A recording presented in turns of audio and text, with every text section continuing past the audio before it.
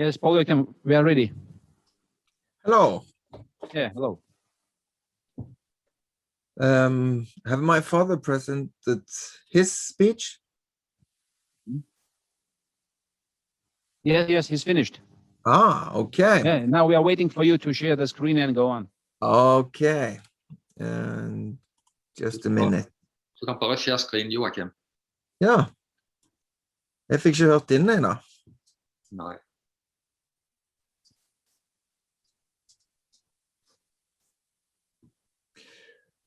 Okay. Can everyone see my screen now? Сейчас экран всем виден, да? Yeah, we can see it. Do you see the presentation, or do you see only the first slide with did my mother influence Norwegian psychiatry? Yeah, we can see the presentation now. Yes. Perfect. Okay. Видна презентация, да, Пола? I have I have actually my own interpreter with me also. She helped me with translating this to Russian. She's just on the toilet right now, so she's coming soon. So I hope everything is okay with the Russian translation, because I had to download a Russian keyboard to make it. And I'm sorry.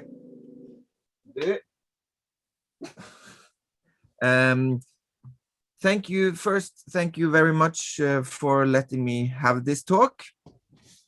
Ну, во-первых, спасибо за то, что дали возможность выступить.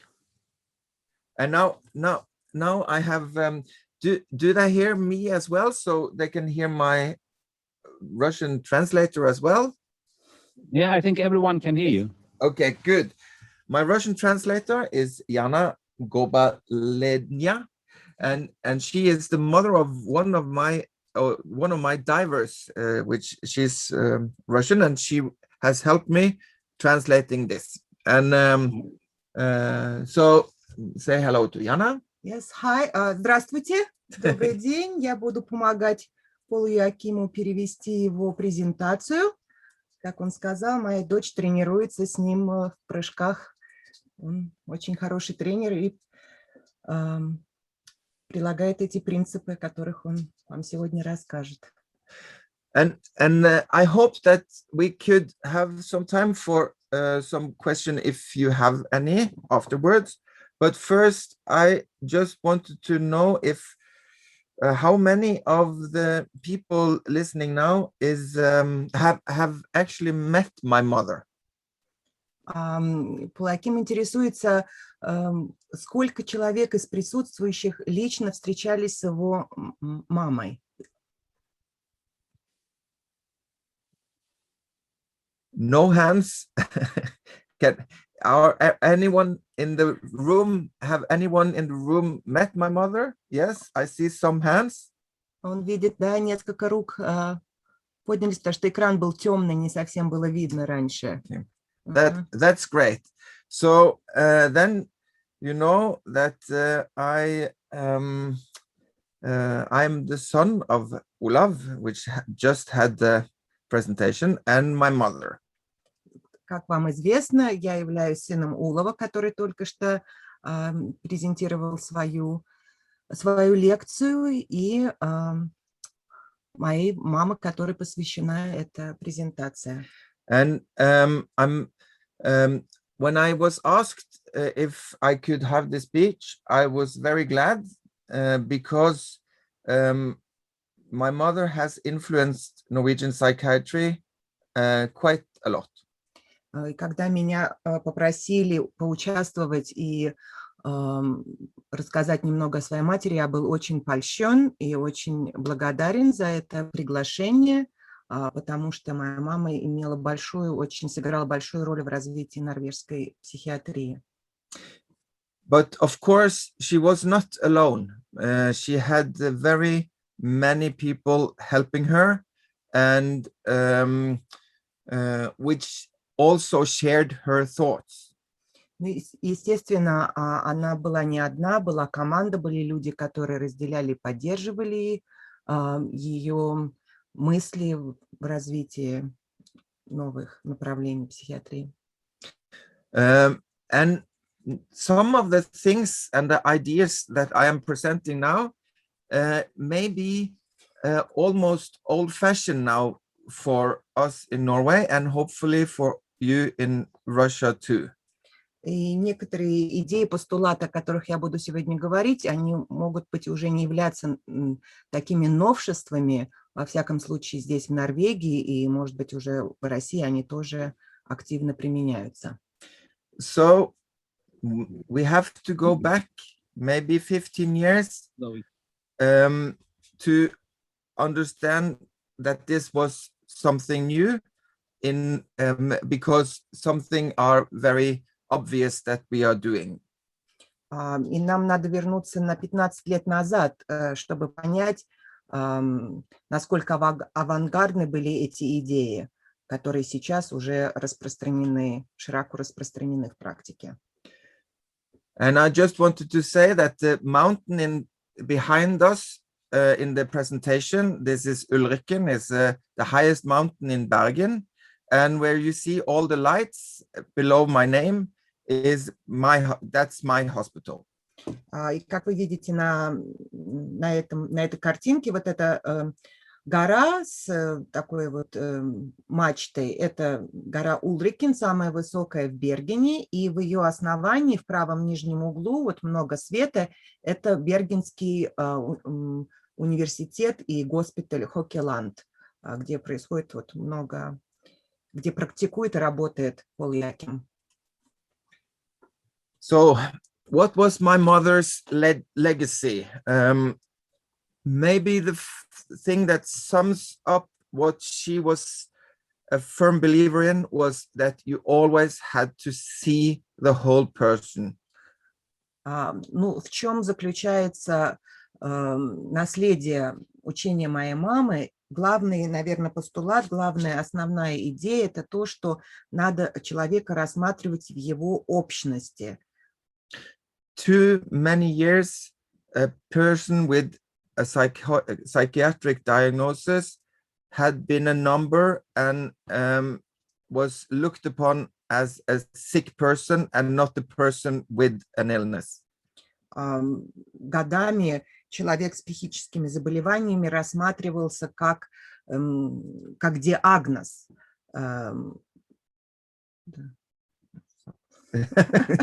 Yes, so a person is never a diagnosis, but she or he can have an affliction. So you have to see the whole person and everything around the person. Да, то есть главное помнить, что человек не является диагнозом, но недуг, и чтобы понять, так сказать, получить ключ к его заболеванию, надо рассматривать его всего и контекст, в котором он находится.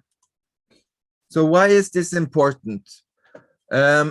This is two of these things are my mother's statements, but the last one is something that she was very she firmly believed and was later evident in research.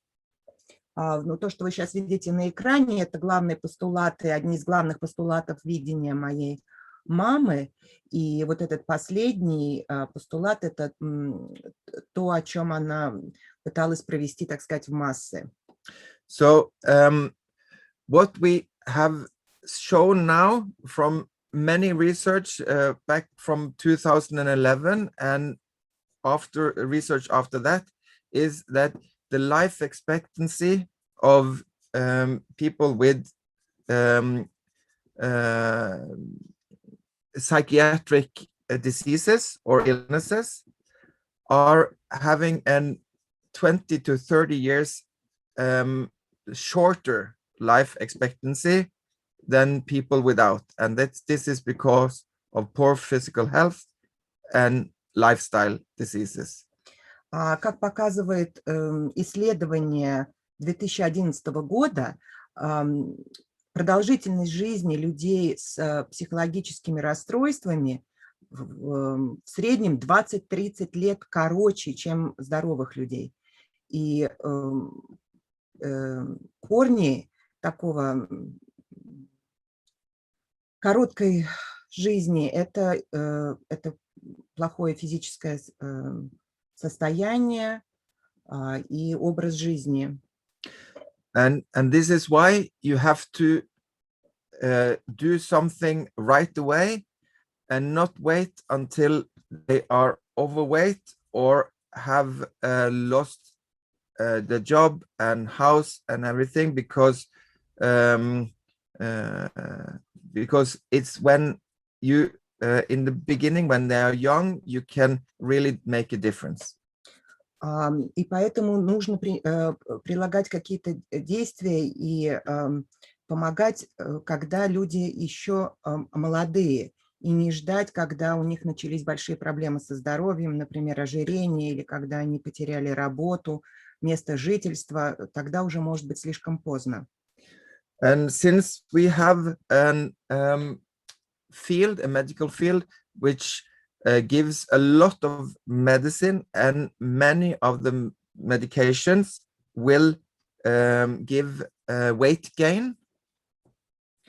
И, как вы знаете, многие лекарства в нашей психиатрии, их последствия могут быть то, что люди набирают вес и ведут к ожирению. That's why all patients that are put on medication should also have a strategy for lifestyle preventing strategy. So you have training, you have and nutrition, and you have sleeping habits training. So you have to every time you put someone on medication, you have to think about this and make a program so they are physically healthy. То есть нужно все время иметь в виду, что когда вы назначаете эти лекарства, которые могут привести к набору веса, тут же нужно внедрять в программу, разрабатывать программу, которая будет компенсировать это и настроена на изменение всего образа жизни, чтобы это были физические нагрузки, было правильное питание, обязательно здоровый сон. And of course, very important, help with drug or alcohol abuse. Ну и одно из самых главных – это предотвращение алкогольной и наркотической зависимости. And hopefully prevent it. И, надежде даже до этого, чтобы не дошло, не допустить этого. The other things my mother also said is attitudes in the environment are also often more difficult to live with than the diagnosis itself.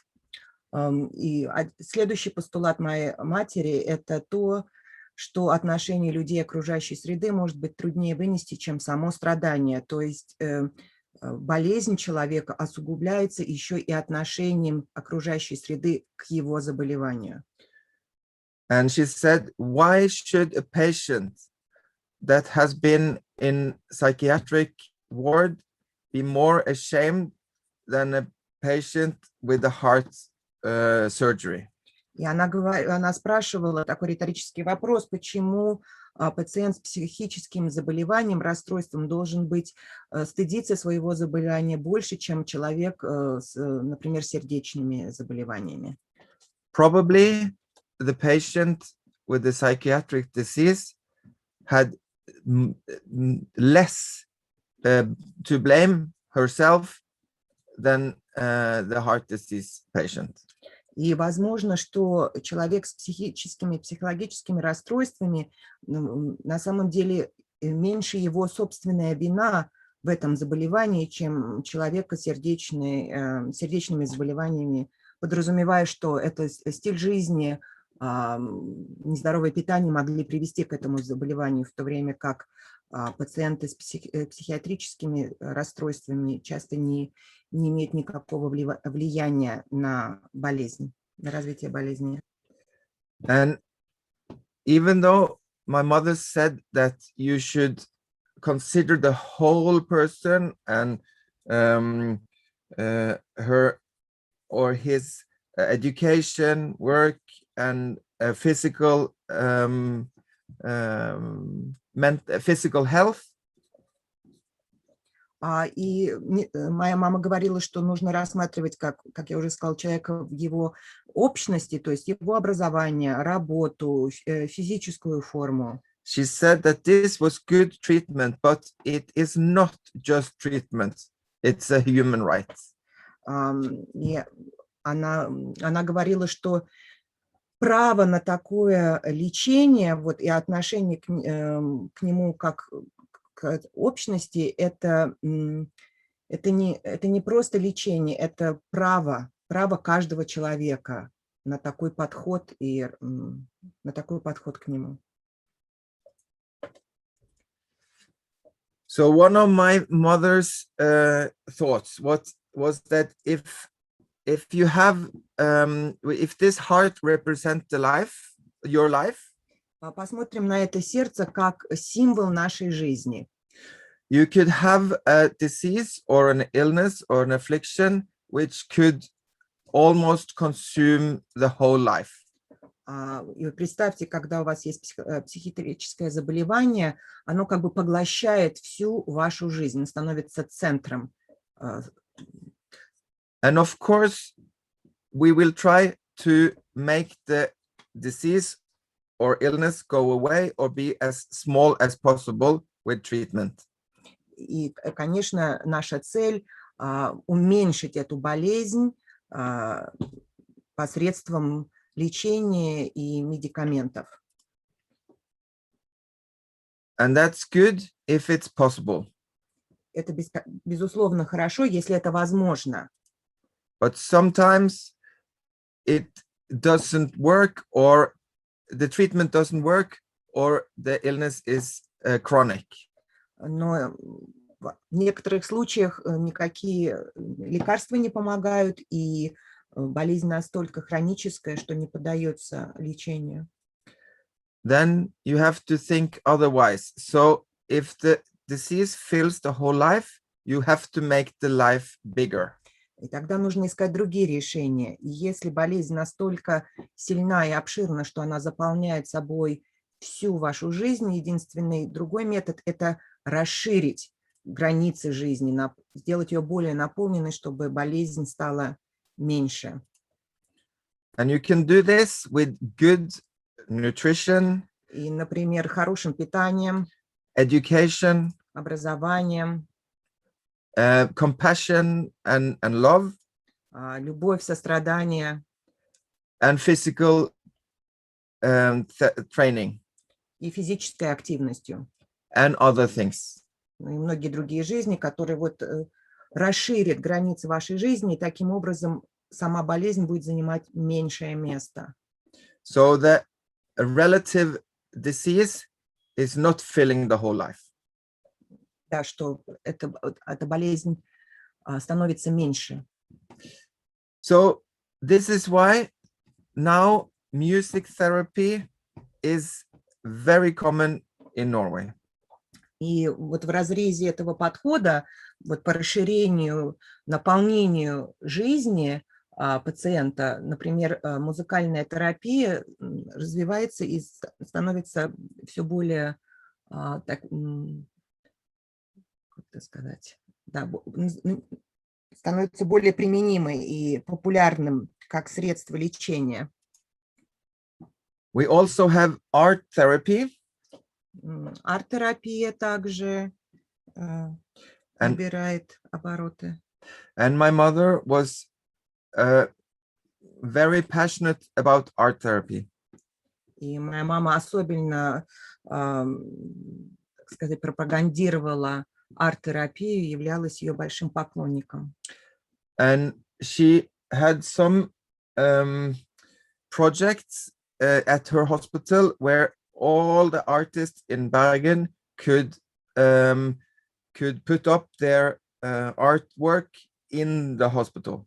И один из проектов был в госпитале, в котором она практиковала. Это пригласили всех художников из Бергена, чтобы они сделали выставку в холле, в стенах госпиталя.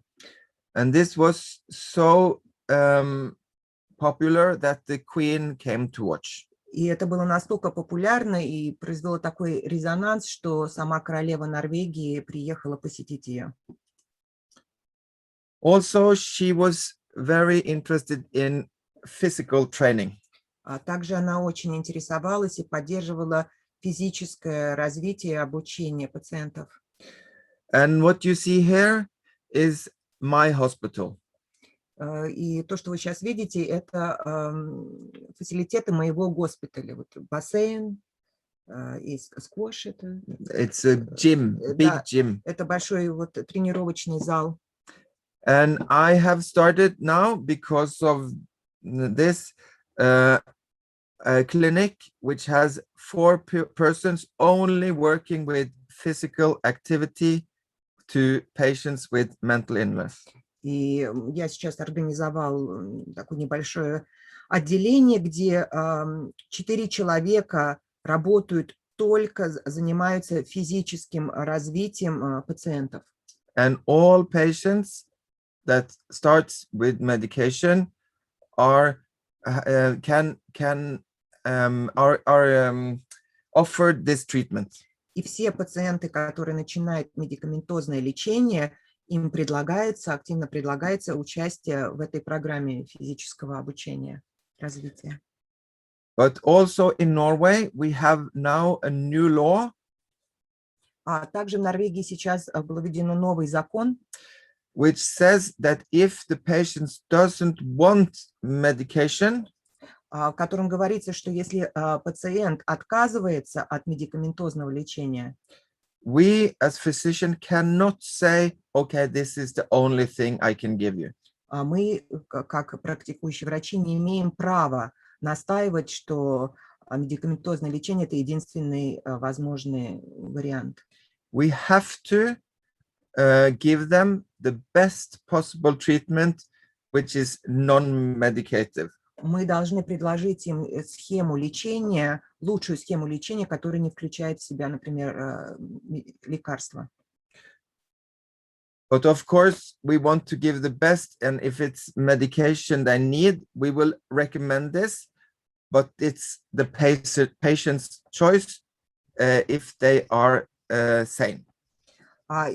И, конечно, мы будем настаивать, если мы знаем, что это лечение правильное, мы можем, так сказать, предлагать усиленное медикаментозное лечение, но если пациент находится, так сказать, в более-менее здравом уме, это его право выбрать, какую схему лечения он хочет, предпочитает. If they are able to make the choice. Да, если они как бы в состоянии сделать такой выбор. We also have festivals for not just for people working in psychiatry, but also for the patients. Также проходят фестивали не только для работников психиатрии, но и для самих пациентов. And this was a big e-sport festival we arranged. Это e-sport, like gaming. Gaming. Это был, вот, например, фотография с e-sport фестиваля, это вот компьютерных игр, спорта, компьютерного спорта. Yes. Do they 5 minuter igjen. Что пациенты сами участвуют в этом фестивале, они становятся активными участниками, то есть как бы активное вовлечение в жизнь разными методами. So one of my mother's one thing that my mother says was that if you can realize all your ideas, you have too few ideas. Да, как вы видите на экране, одна из ее цитат: если вы можете реализовать все свои идеи, у вас слишком мало идей. Что значит, so we always have to think about new ways to make the life bigger. Ну и что это означает? Это то, что мы все время должны расширять границы своих подходов и мыслить шире, никогда не останавливаться на всех реализованных идеях. She was also very, very passionate about acceptance and respect for mental health. Она уделяла огромное внимание и делала ударение, как важно принять и уважать человека и подходить к его психическому здоровью. And of course, you know ПроПси, but also she was very passionate about shared decision making, involving family and relatives. She was talking a lot about psychiatric diseases in news and media, and she wanted to have the school and education regarding psychiatric diseases not optional but compulsory. Да, и как прийти к этому принятию и уважению? Ну, вот эта программа ПроПси, в которой вы участвуете, что решения должны приниматься совместно, в вовлечении семьи и родственников. Она уделяла огромное внимание так сказать, в образовании масс, в новостях, в средствах массовой информации, давала интервью, выступала с лекциями просветительскими, и обязательное образование в школе по психическому здоровью. So, but this is something that we have not quite reached yet, but soon it's getting there. Health, including mental health, should be a compulsory subject in primary and upper secondary school. I mean, in Norway, it's not there yet. No, it's soon. It's not there yet, but it's starting. В Норвегии еще не введено вот это обязательный предмет в начальной, высшей, средней школы, но Пол Иоаким считает, что это на верном пути, и уже очень скоро будут эти предметы введены. But we are there with early detection about psychosis. Ну, большие шаги сделаны в раннем обнаружении schizophrenia. And this is to prevent suffering and use less medication and have shorter recovery. Да, и как видите, эти следующие 3 пункта, это как бы главные пункты, почему так важно раннее обнаружение, чтобы предотвратить страдания, уменьшить потребление фармацевтических лекарств, продуктов, и главное, чтобы был более короткий период восстановления, если болезнь все-таки наступила. And one of my other things to say, my mother said, was in order to develop, I must include myself in others. So she was very, very interested in other people. And I hope that the people there, you that met her, felt this. Ну, и она была очень активна в том, чтобы развиваться, и она понимала, что собственное развитие невозможно, если ты не обращен к людям и как бы не видишь себя, частичку себя в каждом из других. И вся ее работа и внимание, оно было направлено на других людей. И я надеюсь, что те из вас, кто присутствует в зале, кто встречался с ней лично, почувствовали вот это ее отношение на себе, как она относилась к другим людям. So, to conclude, everyone has mental health. This is life itself. It contains all. And this is why we also have to make room for playfulness and humor. Ну и как бы подведя итоги, я бы хотел закончить такой ее мыслью, что то, что вот мы проживаем, это и есть жизнь. И в этой жизни есть все.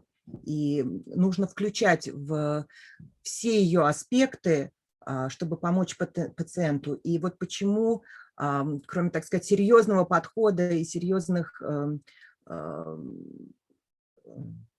лекарств и лечений, очень важно найти место для игривости и юмора, потому что они тоже часть жизни, и пациента нужно вернуть к этой здоровой жизни. So I will conclude my lecture now, and I know that we have to be finished by 2, but if there's time for questions, I would love to have them. Ну, на этом я закончу. Вот это, как мне Пол Иоаким перед началом рассказал, это портрет его мамы, которая сделала его дочкой, ее внучкой. Вот здесь виден ее взгляд, такой открытый, наполненный любовью. Я знаю, что мы должны закончить в 2, но если у вас есть какие-то вопросы или комментарии, я с удовольствием на них отвечу.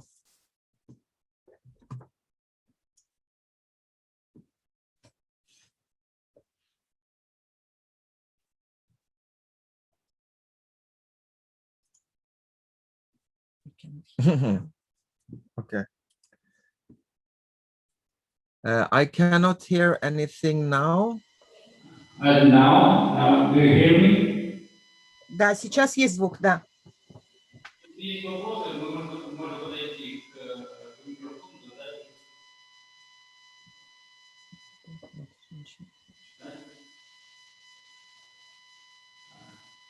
Большое спасибо, Пол Иоаким и Олаф. Мы еще хотели немножечко поговорить о тех делах, которые происходят в Ставрополе.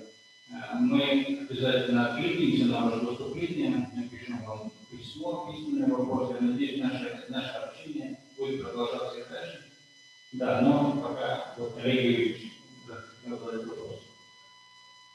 Now, Olav and Pol Joachim, thank you. Thank you for your speeches. We are going to discuss a little bit further, and we are going to stay in touch with you. That was a brilliant presentation. Thank you so much. Добрый день. Я обратил внимание на презентации, что на фоне презентации у Пола Иоакима у вас это были территория и горы. У нас на территории Ставропольского края есть замечательная похожая территория, Кавказские минеральные воды с горой Кришталл и другими горами. Мы с вами похожи не только по отношению к жизни, но еще и любим такую замечательную природу, где мы живем. You showed some piece of nature in Norway, and it's very beautiful.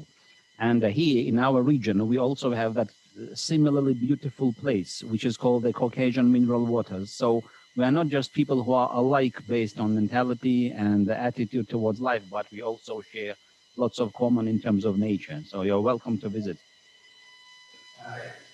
Именно поэтому я приглашаю вас приехать в ближайшие переводы.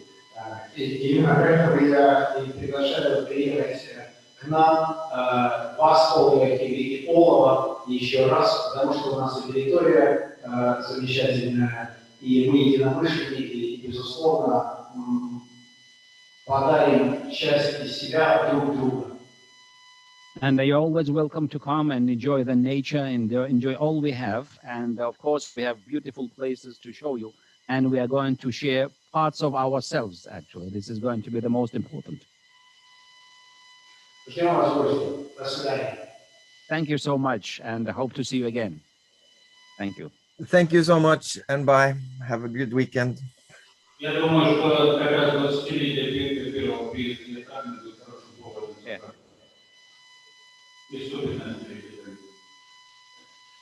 Ну что, теперь перейдем к нашим делам.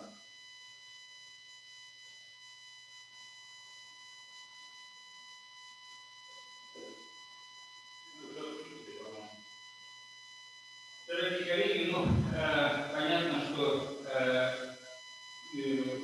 экран забирает много внимания, поэтому я пытался себя заставить сделать презентацию, но тут он, наверное, захочется просто говорить. Поэтому я предлагаю сейчас окунуться в мир нашего здоровья, посмотреть, как за 19 лет эти идеи у нас трансформируются, развиваются и так далее. Ну, идеи, как вы видите, довольно простые, и здесь, знаете, занимаются физическим здоровьем, они обращают внимание на симптомы, сердечные и рекомендуют людям направляют к специалистам, то есть как профилактическая работа на уровне профилактики. То все показатели социальные улучшаются, если заболевания и так далее. Вот. Что знаем, что погода, это все показатели улучшаются. Но после того, как программа закончилась, все показатели снова возвращаются к прежнему значению. Это две наши Вот, и поэтому я очень рад, что правительство можно видеть, всегда нужно заглянуть на сайт больницы, на его социальные страницы, и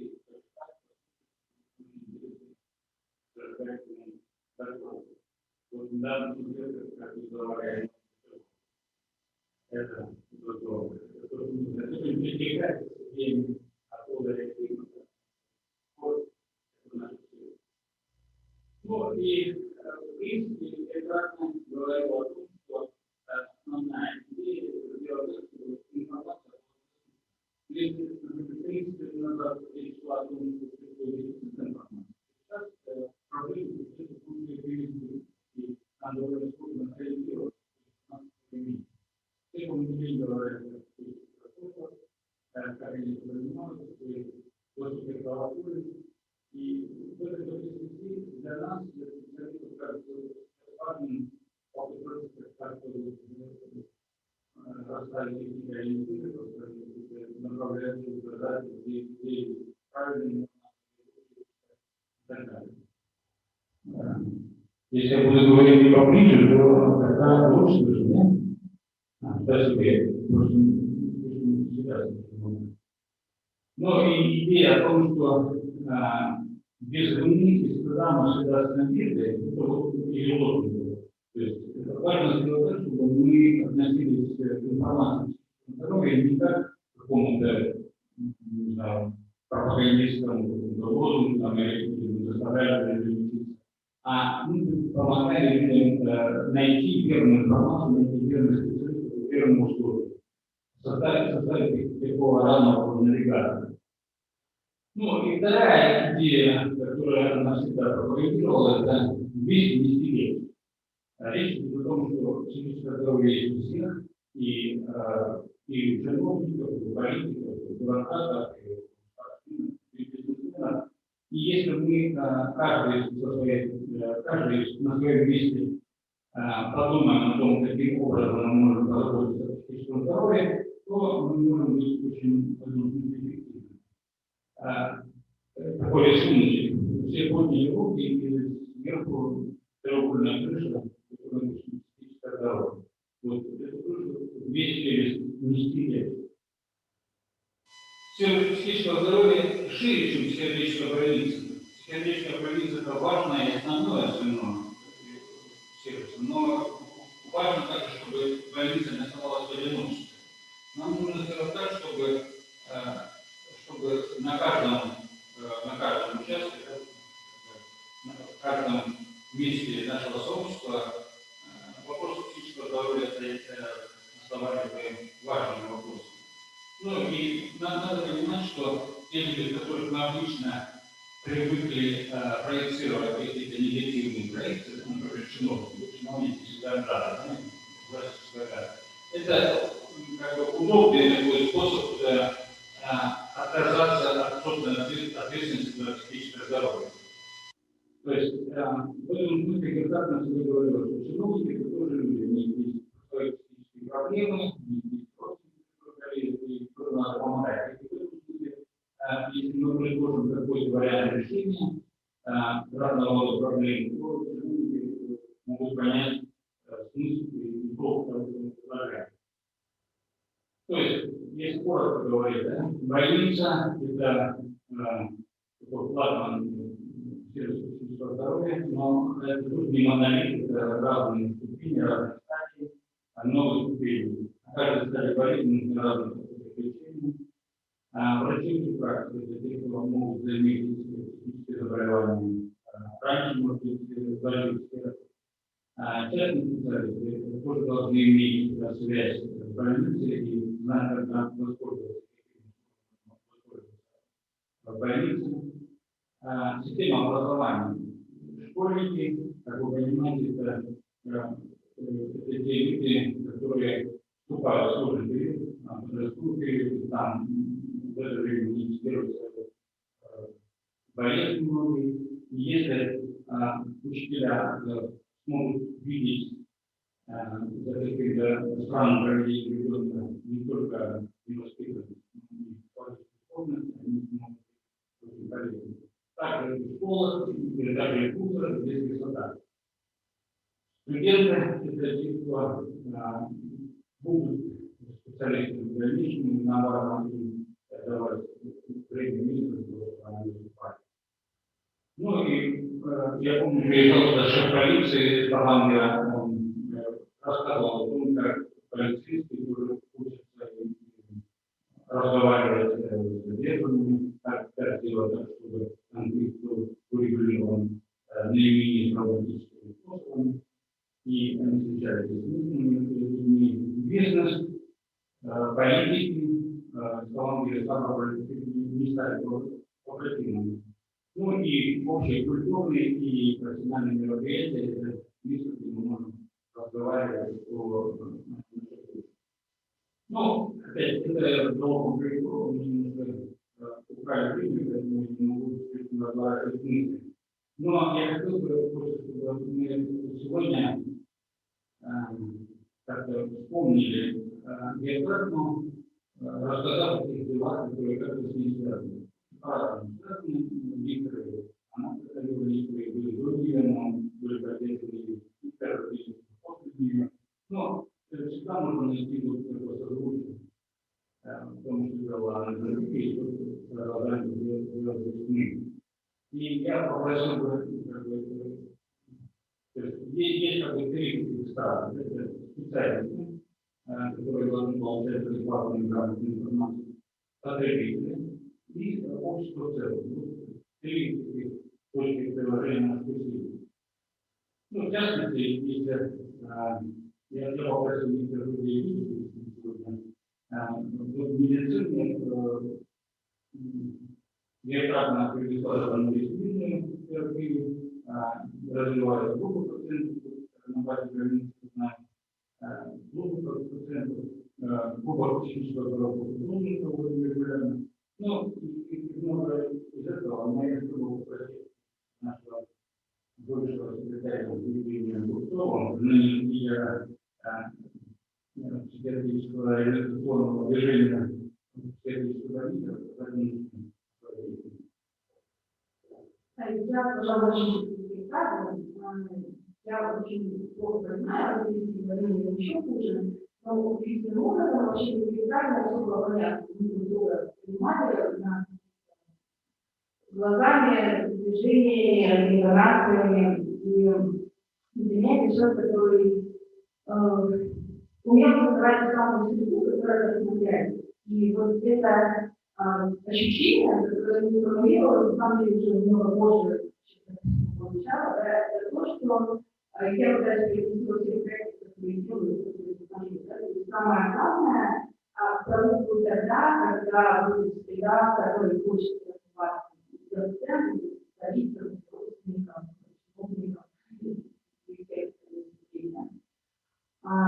И буквально несколько дней назад я была на таком столе, который посвящен буквально очень ночи. Мне кажется, что, конечно, мне не было знакомы при жизни, но для меня очень похоже на свои идеи, да, Шнегорична, российская правда. И вот самое главное, что я говорила, это идея, да, которая про то, что люди объединялись, люди слушали друг друга и развивали как государственные службы, делали их направленными на человека. Так объединялись профессиональные сообщества пациентов, и точно так же виделись друг с другом, давали вместе. Вот мне интересно, как послушала этот доклад 13-16 лет назад, но сейчас, мне кажется, что мы то же самое осталось, мы все это делаем. Делать мои развивали сами, и делать, я не знаю, конечно, сделать, да, потому что что-то, что из души, что-то, что настоящее, да. И, в принципе, проекты, которые фестивали, изучили пациенты, и не пациенты, больше международными, региональными, профессиональные мероприятия, меньше регулярно.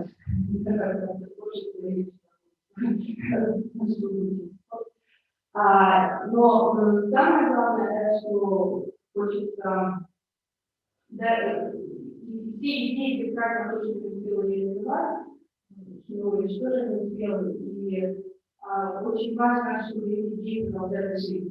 И важно вдохновляться, опираться, но прислушиваться к себе, коммуницировать с теми, кто с нами рядом, и вместе делать большие классные проекты, которые будут не только полезны потребителям, но всегда полезны тем, кто делает.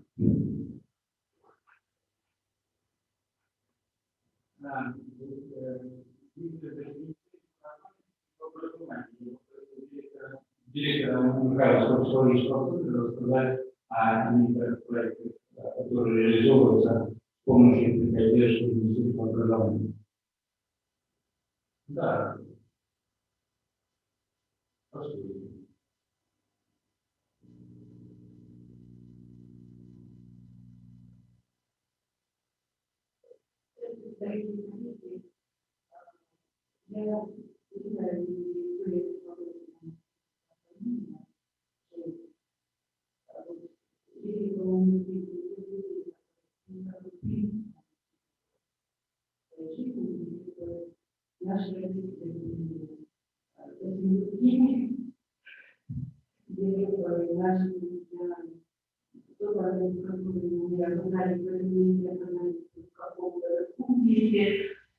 И да, очень невероятно, но реально можно сказать, что какой-то профессиональную жизнь, профессиональную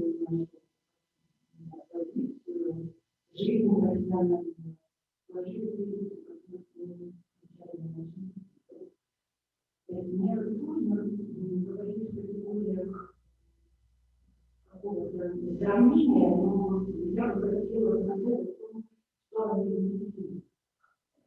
Маленький группе такое профессиональное ощущение, которое называется лингвистикой, тему, как помогает персонально, там, а я сейчас в истории, там просто рядом с Димой Снегом, который необходим для здоровья. Какое-то очень такое яркое ощущение того, что несмотря на то, что это врачи, они находятся в жизни, но какое-то ощущение наполненности жизнью, да, вот их работы. Оно выбрать то, что должно быть сильно повлияло, может быть, и административное, и профессиональное развитие. Ну, вот я еще больше, что область образования проекта, когда тоже людей, она реализовала больше, чем Герд-Рагна, но видела много,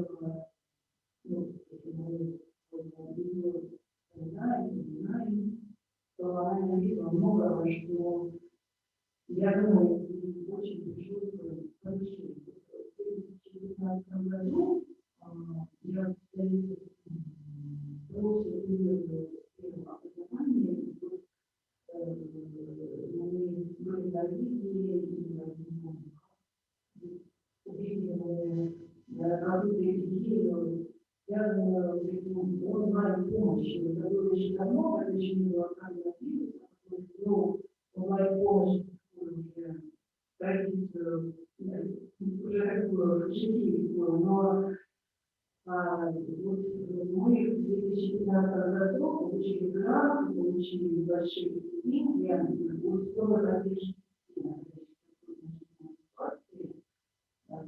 и найти, нам удалось реализовать идею, которая позволила будет какие-то беспокойства, такой подростковой и молодежной части публики, нашего города, какие-то беспокойства, связанные с своим здоровьем, которые не всегда могут заложить в ближайшее время точно, предлагали выставить здесь на сайте для того, чтобы их презентировать, как можно получить очную помощь именно в той ситуации, в которой они к нам обращаются.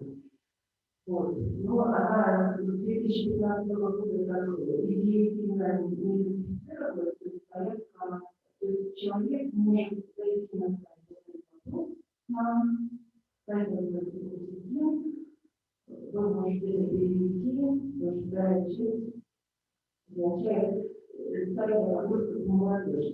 Это вот от 12 до 25 лет, которые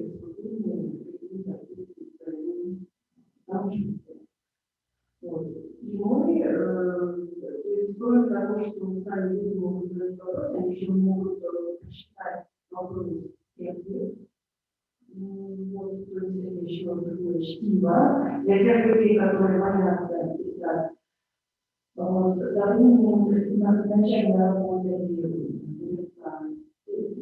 через 5 консультантов, и, кстати сказать, потому что именно организатором, менеджером этого сайта, но лучше бы показали сайт, чем вот. И она организовала несколько человек, мы раскрыли структуру сайта, и уже врачи, они на вопросы психиатры, специалисты и клинические психологи вашей комиссии активно в этом деле участвуют, но рождественные дети очень часто описывают симптомы. В нашем архиве порядка 30 тысяч посещений сайта, есть. Я не буду вас мучить статистикой, я только скажу какую-то важную вещь, что вам беспокойством за нет ничего странного, за русские признаками депрессии, а также расстройства, но натура начала чего-то странного, когда они описывали вещи в письме, которые пойти им вечером прийти домой и рассказать родителям или своим друзьям о том, как они перевести. Таким образом, проблема одиночества в этой части публики, она тоже на сегодняшний день для нас опубликовалась, потому что не должны внимание, но этот факт остается фактом. Вот. Министерство образования, которое я часто реализую, сейчас моя она держит наш сайт, этот ПроПси, как такой зарплату. В каждом зарплату она делает эксперимент какого-нибудь вопроса, потому что там ты натянешь статистику некоторую. Это просто живые очень отклики, которые они свои проблемы, поэтому отклики сайт. Поэтому она часто разрабатывает такие живые проблемы, потому чтобы какую-то картину признать полно. Но коллеги, я вас приглашаю тоже для работы, если вы могу говорить, не желаю сейчас нам включили наши студенты, наши курсы, факультета нашего федерального университета, сейчас вот, ну и огромная благодарность, конечно, тем, кто в этом проекте участвовал, коллеги вам, что вы можете посмотреть. Так трудно об этом не знаете, но я вам советую тоже такое сделать, в своих командах, отделить своих специалистов, которые очень сложно. Спасибо вам за эту вечеринку. Всем удачи. Да, ну и я так попросил человека, который у нас в обществе внедряется в проекте в обществе,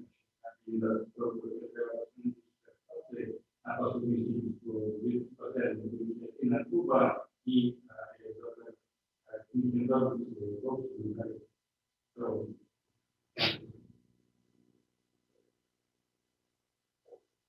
Я прошу прощения, я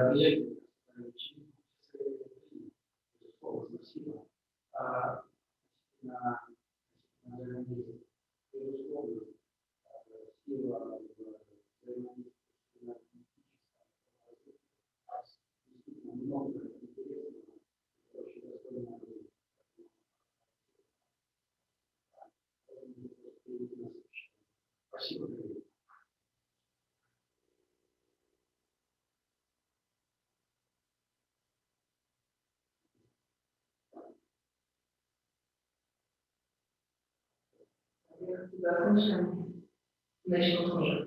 Начну с Герд-Рагны. Я не знаю, насколько правдива эта история, но я знаю не так, что Герд-Рагна в свое время, когда еще была практически главным врачом, было и просвещение студентов, просвещение родственников, семей и общественности, и подавали пример тем, что написала такую брошюру «Шизофрения». Шизофрения для пациентов, семей, чтобы вы читаете. Она мало что бесплатно написала эту книгу, специально она нашла людей, которые взяли специально бесплатно, и первый экземпляр, то понимание, что все эти одинички мы можем делать добродела, и только вот это конкурс информационный, и уже началось издание книги, книжка Герд-Рагна «Мания и Величие». И много, огромное количество книг информационных посвящения, которые изданы в Норвегии, у нас не так много психологическая помощь. При катастрофах, в частных случаях риска, для огонь, психологические проблемы детей и подростков. Мы эти книги рекомендуем для посвящения, образовательной работы и активно информируем о том, что у нас есть такая литература, у нас ее нужно приобрести по минимальным ценам, к сожалению, у нас пока нет таких издательств, нам издавали помимо наружных, на сайте у нас цены другие, дешевле. Кроме того, и в издании сотрудничеством с организациями, изданиями, которые освещают мероприятия, не представлено, например, православные терапии учеников года, проект Герд-Рагны, была издана книжка «Рассказать просто научить говорить про то, что возможно, да, то, что делают специалисты, потому что одна из таких ставится потребителям, если поймать разговаривать на одном языке, а также книги для профессионалов. Модель безумия, книжка России, международная общество, похоже, что у нас пока одна книжка, но мы надеемся, что будут еще появиться другие. Модель безумия, очень хорошая, можно приобрести, она понимает цену. Кроме того, мы обмениваем наши книжки на книжки других издательств, которые тоже исследуют схожими темами. И вот недавно у нас приезжал Якутов, психиатр, аналитик из Санкт-Петербурга, который революцию завершил, сказали, что здесь сельхоз, пограничное расстройство, и это делает достаточно успешно, с отделением психоаналитической клиники. И вот я книжки разберу, с сторонной грани примененного анализа, мы поменяли наши книжки, поэтому у нас эти книжки можно приобрести в я выбрал. Ко мне можно обращаться, это и многое есть у нас в офисе, и можно делать заказы, и тут помимо. Что касается финансов, есть такой проект у нас, который существует 4-й год. Киноклуб «Проявление физического здоровья». По 4 раза, 2 раза в месяц мы показываем фильм, который связан с проблемой физического здоровья. Для этого мы сначала выбираем фильм, разные тренировки, фильм про психиатрические, про психозы, про шизофрению, какие-то тяжелые нарушения, суицидальные какие-то темы суицида, очень хорошее качество психика, и приглашаем специалиста, который может рассказать о этой фильме и через фильм, который показывает. И теперь там тоже приглашаем специалистов, как у нас в качестве экспертов были Наталья Попова, Ирина Попова, Анастасия Борисова, Анастасия Василенко, Лена Калинина. В общем, открытое сотрудничество, и как раз в этой тема оживила приложение, партнеры, ориентируются на партнеров, собираем тему, прошла конкретно с названием, и они уже сказали, Армадора, поговорили с ним о проблеме, которая будет финансирована проблема полоска, и тема называется девочка, и экспертом тоже будет ставить ваши больницы, это она. Так что приходите в 8 часов, начинаем кинопоказ, сначала смотрим фильм, а потом обсуждаем его, там все обсуждать, и люди как-то смотрят. Это 6 минут ставите заказ, уже пошли разговаривать там о языком, называя диагнозов, называя сложных слов, таким образом просвещаем широкую аудиторию, людей, которые вокруг нас, что это всегда интересно, всегда неожиданно, у нас лучше людей приходят в гости, проходят, я не буду как без работы, но буду сказать,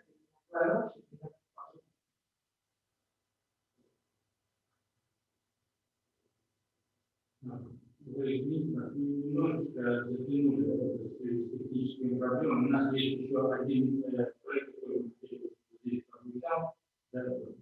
И если вы увидите 3-4 минуты, то позволите. Спасибо. Да, дело в том, что у нас новый проект, по собственной инициативе студентов, возникло движение министра. Вот, и я хотел бы, чтобы Иван Григорьевич сказал.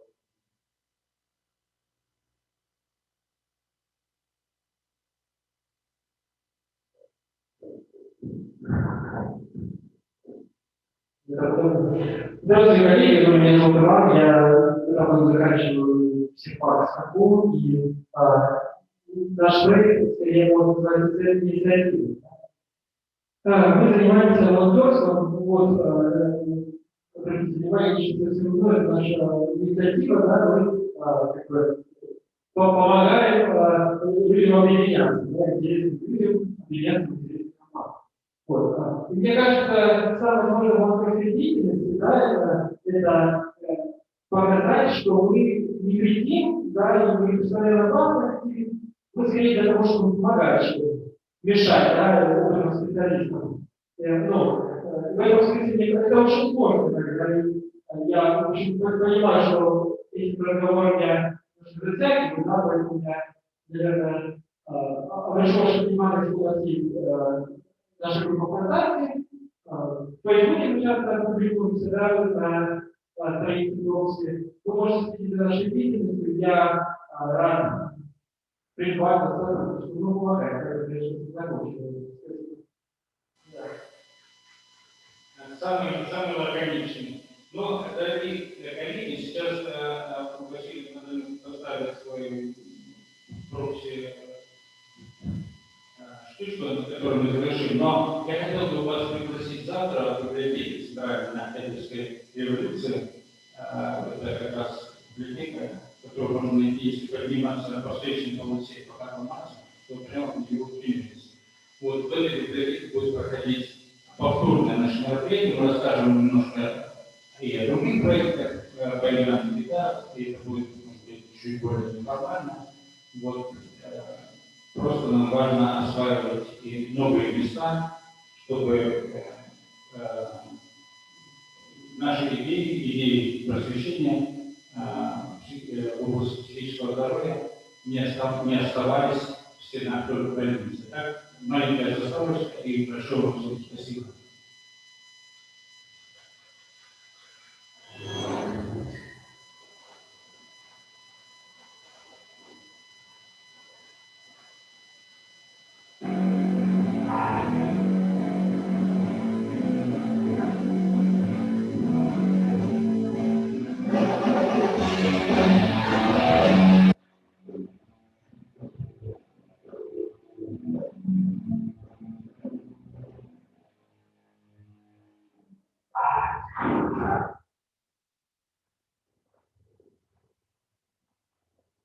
До новых встреч!